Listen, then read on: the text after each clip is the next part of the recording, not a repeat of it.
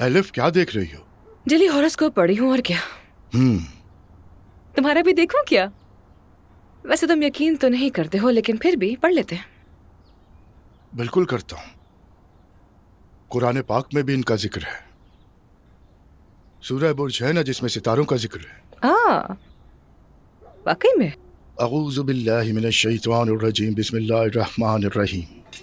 वस्समाइ ज़ातिल बुर्ज, सदक़ल्लाहुल अज़ीम। इसका तर्जुमा है, कसम है उस आसमान की जिसमें बुर्ज है। अच्छा, तो बताओ डेट ऑफ बर्थ क्या है, फिर तुम्हारा ज़ोडिएक साइन भी देखते हैं और कंपैटिबिलिटी भी। 26 अप्रैल। Are you serious? यानी कि कल? बिल्कुल। और तुम इतने बेपरवाह बैठे हो यहाँ। सालगिरह और नया साल, इस तरह के इवेंट्स मेरे लिए मायने नहीं रखते।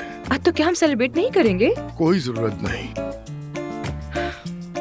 ओके, सो तुम्हारा ज़ोडिएक देखते हैं। तो तुम टॉरस हो। खाने पीने के काफी शौकीन, ट्रैवल भी बहुत करते हो। हाँ। औरतों के दीवाने। तो अब अस्तगफिरुल्लाह। मैंने कुछ नहीं कहा, सब कुछ यहाँ लिखा है।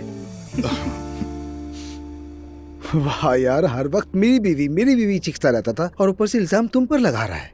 कितना अजीब इंसान है वो। कहता है सबकी कसूरवार मैं हूँ, और इतने यकीन से कह रहा था कि जैसे मुझसे पूछ बैठे कि तुम वहाँ क्यों खड़ी थी नूर। ये तो अच्छा हुआ। जाहिर है कोई अच्छी चीज तो है नहीं, बल्कि एक बहुत बुरी चीज है। घटिया काबिल नफरत कोई भी एक्सपीरियंस ना करे। मगर मेरा ख्याल है कि अच्छा हुआ तुमने सब अपनी आंखों से देख लिया। हाँ सही कह रहे हो। बस मुझे हैरत है कि रोहान इतना बदल कैसे गया। उसकी ये बेशर्मी मैं समझ नहीं पा रही। शायद ये मेरी गलती है, मेरे प्यार ने ही उसे ऐसा बना दिया है। यार खुदा के लिए अब बस भी कर दो नूर। वो पहले ही बिगड़ा हुआ है। वो खुद का सामना नहीं करता, बल्कि अपनी गलती तो कभी भी नहीं मानता। बस तुम्हें कसूरवार ठहराता है। लेकिन सुनो, ये कारतीब वाला काम जो है ना, एकदम ठीक वक्त पे आया है। वहाँ जाओगी, काम करोगी, दिमाग रीसेट हो जाएगा। सही कह रहे हो तुम। मैं फिर अम्मी को फोन करती हूँ। अच्छा, तुम भी आ रहे हो क्या? नहीं, मुझे और भी काम है, लेकिन असली होगी वहाँ। चलो ठीक है।